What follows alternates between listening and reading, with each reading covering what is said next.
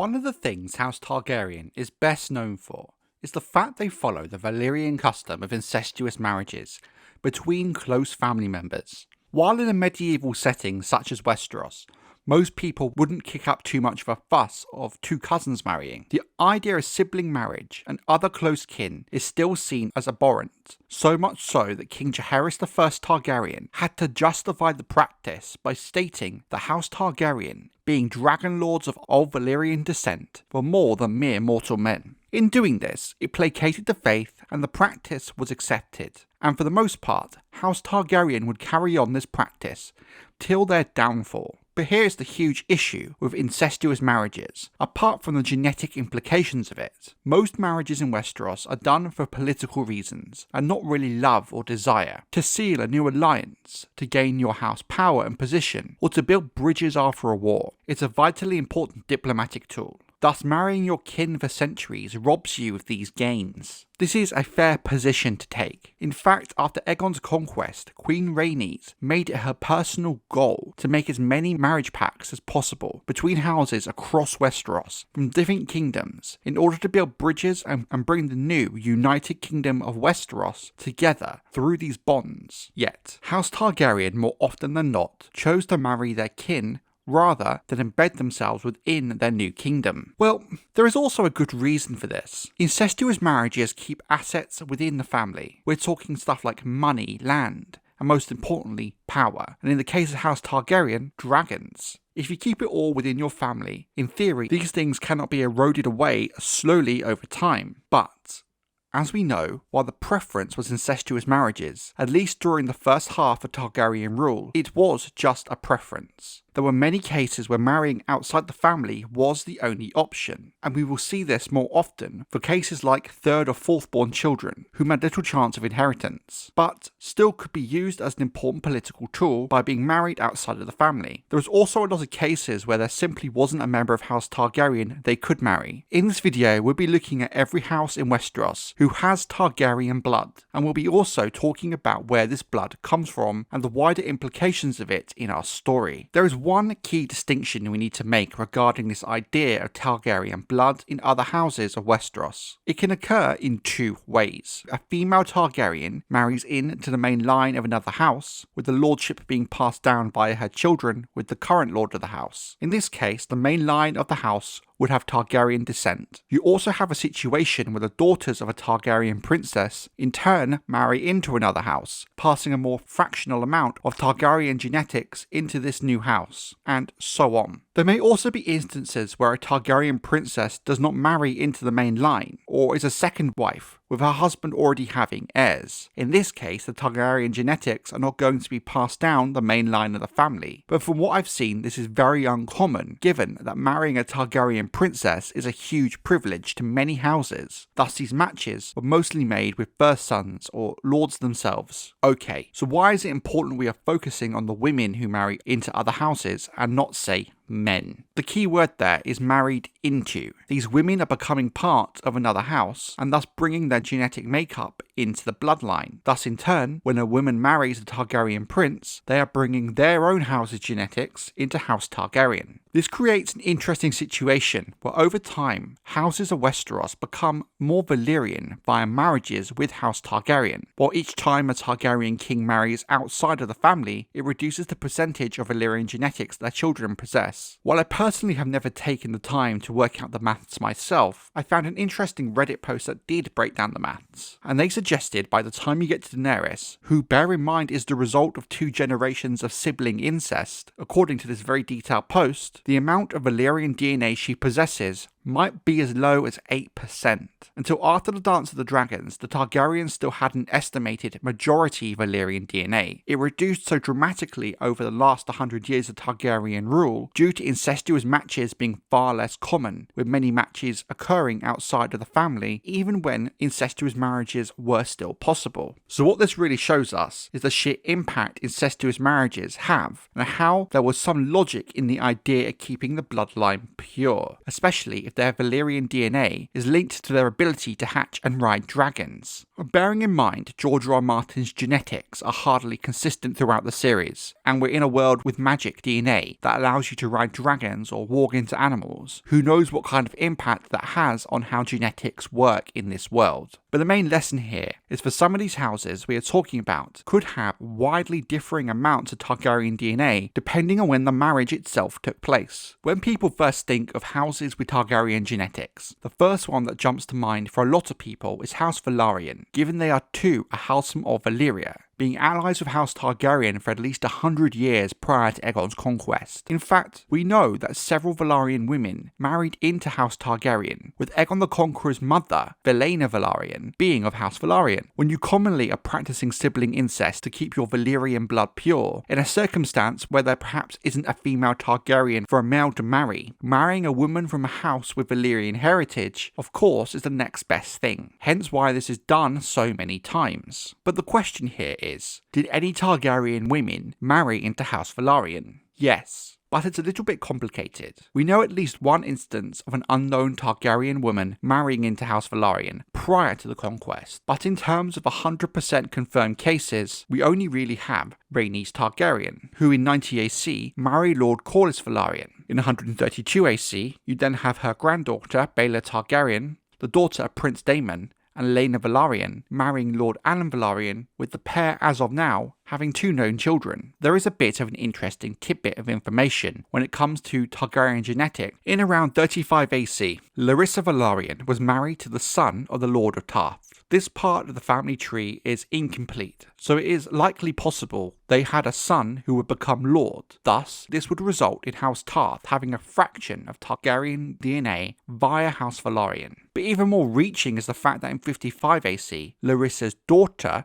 would marry into House Estermont, and depending on how the family tree stacks up, could give House Estermont the tiniest fraction of Targaryen genetics. The second most obvious Targaryen adjacent house is likely House Baratheon. Depending on how much you love the lore of Westeros, it kind of affects where you think the Targaryen genetics comes from. The most recent Targaryen to marry into House Baratheon would be Princess Rhaella Targaryen, one of the daughters of King Aegon V and Betha Blackwood, who married Lord Ormond Baratheon in 245 AC. It is via Rhaella that Robert Baratheon makes his claim to the Iron Throne at the end of his rebellion, as Rhaella is his grandmother. There's also likely some small percentage of Targaryen DNA entering the family when Dowager Queen Alyssa Velaryon, whom was the mother of King Jaehaerys and good Queen Alysanne, marries Lord Rhaegar Baratheon in 49 AC, with the two having 2 children, Jocelyn, who would later go on to marry back into House Targaryen, being the mother of Princess Rhaenys Targaryen, the queen who never was, and a son, Bormund, who would pass the Targaryen DNA from Alyssa down the main line. But the reality is, House Baratheon always had Targaryen blood, with the founder of the house, Orys Baratheon, being Aerion Targaryen, Aegon the Conqueror's father's bastard son, making him a half-brother to Aegon. So the founder of the house, Orys, was himself half Targaryen. Now this is where things get a little bit interesting. We know of at least 3 Baratheon women, and whom they married. There is likely many more, but these are the ones we know about, thanks to incomplete family trees. First is Cassandra Baratheon, Lord Boros Baratheon's eldest daughter. During the Dance of the Dragons, she was briefly betrothed to King Aegon II, and later went on to marry Sir Walter Brownhill after attempting to murder members of the royal household in 136 AC. The knight Brownhill had 13 children already, and Cassandra was his 4th wife. It's not clear if they ever had any children. Floris Baratheon, her sister, married into House Rowan, but it seems she died before she could have any children. But the most bizarre match is an unnamed Baratheon woman marrying into House Lannister around 178 AC. While she and her Lannister husband had 3 daughters and a son, we have no information about it. But this does mean the tiniest amount of Targaryen DNA made its way into House Lannister, even if it is very likely a lower branch of it, and not necessarily the main line. I want to take a quick moment to talk about a house that many people assume has Targaryen genetics, but in fact doesn't even have a drop of Valyrian blood, even though a Targaryen woman had married into the house. We're of course talking about House Arryn. Princess Daela Targaryen married Lord Roderick Arryn, who at the time was a widower with 2 sons and 2 daughters from his late wife, in around 81 AC. Daela would give birth to a daughter Aemma Arryn in 82 AC, dying soon after her daughter's birth. Two key things to point out that get overlooked is firstly, Roderick had 2 heirs, thus any potential sons born to him and Daela with Targaryen blood would be very low down the line of succession and functionally acting as a lower branch of the house. Plus, her death removes this possibility altogether. While we have Aemma Arryn, whom herself is half Targaryen, half Arryn, she in turn marries back into House Targaryen, marrying her cousin, the future King Viserys I Targaryen. While another female Arryn, Alis Arryn, would marry into House Targaryen, marrying Prince Rhaegal Targaryen during the reign of King Aerys I, given she didn't descend from Daela, she did not have Targaryen blood. I think many fans do find the fact that House Arryn has no Targaryen descent quite surprising. I generally put this down to the fact that Aemma Arryn and her connection to King Viserys and in turn Rhaenyra is so widely known, many maybe overlook the fate of Daela at Aemma's birth. House Hightower finds itself in an interesting situation when it comes to their Targaryen descent, namely because there is a fair bit of confusion when this topic comes up, due to the outcome of the Dance of the Dragons and how fans tend to, rightly or wrongly, refer to the children of Alicent Hightower and King Viserys I Targaryen as Hightower Targaryens. But while people often tend to focus on this and the Dance of the Dragons itself, the Targaryen descent of House Hightower is from somewhere completely different and potentially unexpected. In the main books, there is a lot that seems to suggest that at least some members of House Hightower possess some degree of Valyrian traits, namely, down to the fact that Jorah Mormont believes Daenerys Targaryen looks remarkably like his estranged wife, Lyonesse Hightower. I made a video about that a long time ago, where I tried to work out where the possible Valyrian genetics came from, coming to the conclusion that either they were always a house of Valyrian descent, or perhaps like the Danes, they look Valyrian, but just aren't. There's even a theory that Alicent Hightower would have had Valyrian traits if the genetics predate her birth. But even if House Hightower didn't originally have Valyrian genes, it is very likely they do now, and it's very possible that the main line may still have Targaryen DNA. The lore around this is still vague, and is likely something that will be elaborated on should Fire and Blood Part 2 get published. But at some point, Rhaena Targaryen, the daughter of Prince Daemon and Elaena Velaryon, marries into House Hightower, marrying Garmund Hightower, with the pair going on to have 6 daughters. Now Garmund was low down on the line of succession, and from what we know right now, never became Lord.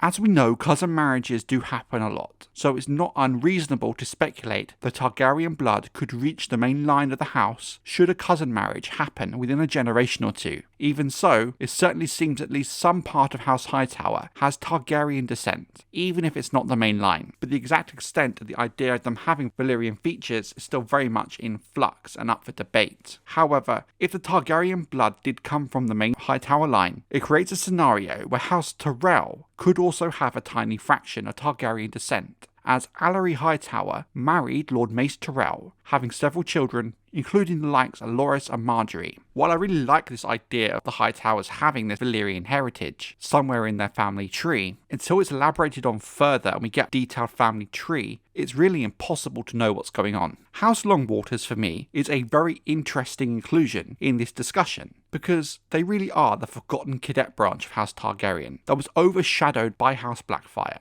and thus forgotten. House Longwaters was formed via bastardy when Lord Alan Velaryon, sometime prior to 176 AC, fathered 2 bastards on Elaena Targaryen, his wife Baela Targaryen's niece. They had 2 children, a John and Jane Waters. It's unknown whether Lord Alan even knew about his children, or whether they were born after he left on his final voyage, from which he never returned. Despite his bastardy, John Waters went on to become a great and famous knight in his own right. His son, whose name is yet unknown, went on to become a knight as well. As the son was a legitimate child of Sir John Waters and his wife, he left the taint of bastardy behind and added Long to his name to show this. One of their descendants, Rennifer Longwaters, would later serve his distant Baratheon kin as chief under-jailer of the dungeons below the Red Keep of King's Landing. What I find so fascinating about this idea of House Longwaters is that in King's Landing, there's this minor Valyrian house, with Valyrian traits descended from both House Targaryen and Velaryon, yet they are so minor they are all but forgotten about in lore and by most fans, and to be honest, most of the characters in the books as well. Elaena Targaryen will go on to marry a further 3 times, with 2 of those marriages producing children. First, she was married to Lord Ossifer Plumm in 176 AC. He was an elderly man and is said to have died during the bedding ceremony of their wedding, but did enough for Elaena to become pregnant. Allegedly, she would give birth to his son, Viserys Plumm, who when he came of age became Lord of the House. Thus this means that House Plumm are descendants of House Targaryen, given we know that the current members of House Plumm descend from Viserys. There is a rumour that Viserys is actually the bastard son of King Aegon IV, whom apparently slept with Elaena after Ossifer had died. But like a lot of these more scandalous tales, we have little proof for it other than the existence of the rumour itself, and the fact Ossifer did die during the bedding ceremony, which left him a very small window to have conceived Viserys with Elaena. Elaena would then marry into House Penrose, marrying Lord Ronald Penrose. The two would have 2 sons and 2 daughters. Given the incomplete Penrose family tree, we don't know for sure if the current members of the house descend from the sons of Ronald and Elaena, or if their daughters married into other houses. But I do suspect, as with House Plumm, they did, and thus there are houses both Plumm and Penrose have married into, thus passing their very fractional distant Targaryen DNA into these houses. Given the stature of these houses, they are likely to be more middle or minor houses than anything significant. The Targaryen Martell marriages during the reign of King Daeron II are vitally important in the history of Westeros, because it's with them that Dorne finally joined the realm of House Targaryen and joined the rest of Westeros as one united kingdom. Where countless wars and attempts at invasions had failed to bring Dorne into House Targaryen's domain, peace and marriage won the day. King Daeron II married the sister of the Prince of Dorne, Martell, with the king's younger sister, Princess Daenerys, marrying the Prince of Dorne himself, Martell, when she came of age. From then on, the bloodlines of House Targaryen and Martell would ever be tied with every Targaryen king since Daeron having descended from House Martell, and every prince or princess of Dorne having descended from House Targaryen. Other Dornish women would marry into House Targaryen after Martell, which really goes to show the sheer impact Dorne joining the Seven Kingdoms had on the political structure of the Targaryen court, which ironically would be an aspect that would fuel the Blackfyre rebellions, alongside the rumour that Daemon Blackfyre had been in love with Princess Daenerys. Given the importance of House Martell, it's likely other members who descend from Daenerys married into other houses, most likely Dornish houses. But given how incomplete the family tree of House Martell is, we cannot say for certain. You also have men such as Oberyn Martell, who fathered many bastard children, known as the Sand Snakes, whom all claim descent from Princess Daenerys, and thus Targaryen descent. I think House Blackfyre is another really obvious one when it comes to houses of Targaryen descent, mainly because they are a cadet branch of the house, being formed when King Aegon IV legitimised his many bastard children on his deathbed. His son via his cousin, Daemon Targaryen, named Daemon, would take the name Blackfyre after the ancestral Valyrian steel sword of House Targaryen, Blackfyre, which he was gifted as a child by his father. Obviously, the history of House Blackfyre and the Blackfyre rebellions is outside of the scope of this video, but I have a huge video about it which I'll put in the description below. But needless to say, when Daemon Blackfyre tried to claim the crown, there were many who saw him as his father's legitimate heir. He also had the advantage not only being a Targaryen king's bastard, but the bastard of a Targaryen princess as well, which perhaps puts Daemon in a much more privileged position than most other, even great bastards would have been. If his parents had been married, he would have been a full Targaryen. Daemon Blackfyre of course would marry and have children of his own,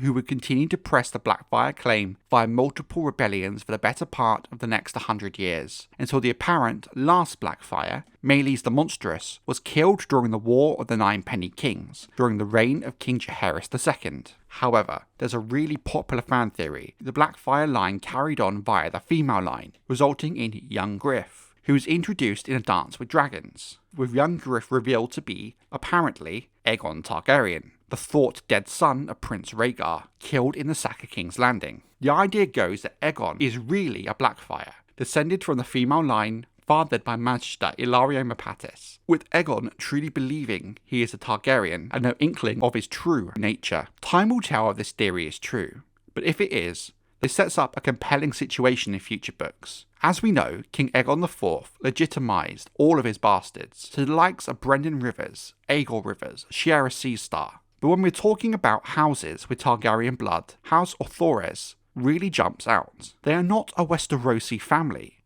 but are of Bravosi origin. We know that during the reign of King Baelor the Blessed, an Orthores was elected to the office of the Sea Lord of Braavos. His son and a Summer Islander princess had a child called Belagir Orthores, who became a pirate queen. In 161 AC, Belagir met Prince Aegon Targaryen, the future King Aegon IV, when he was sent on a diplomatic mission to Braavos by his cousin, King Baelor. The two started an affair that lasted decades, and produced 3 children, Bellanora, Nara, and Velaryon Orthores. Bellanora became a courtesan and used her mother's nickname, the Black Pearl of Braavos, for herself. Bellanora's descendants became courtesans as well, each eventually being titled the Black Pearl. A descendant of Aegon's daughter, Bellanora, also called Belagir Orthores, appears in the main book series, meeting Arya Stark in Braavos. Like her ancestors, she is a courtesan called the Black Pearl.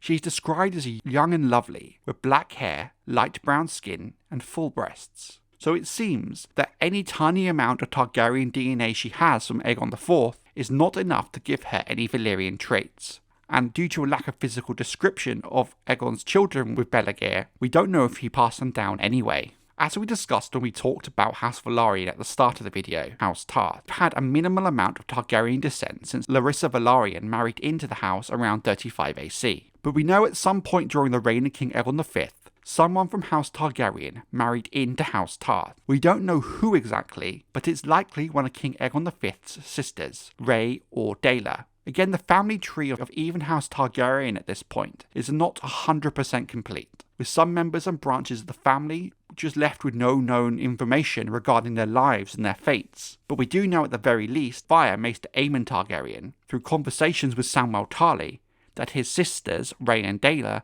seem to have had children. House Tarth's own family tree is again very bare bones, so it's really hard to really tell how all of this fits together. The other issue is that we know via George R.R. Martin that Brienne Tarth is a descendant of Sir Duncan the Tall, which has led to a lot of speculation that he had an affair with one of Aegon V's sisters before or after a marriage into House Tarth, which would technically mean not even House Tarth descends from House Tarth at this point. But it really depends on how the family tree lines up. So this one's really up in the air. Again, I had a whole video on this issue, which might be worth checking out, which dives into it in much more detail. I will link in the description somewhere. What I find so interesting about all of this is when you really start to go down the family trees. There are so many more houses that descend from a Targaryen ancestor than you first think, including the likes of House Baratheon, Lannister, Martell, potentially Tyrell, which would make up over half of the great houses of Westeros. While yes, House Baratheon of course has much more Targaryen genetics, being a cadet branch with recent Targaryen marriages into it,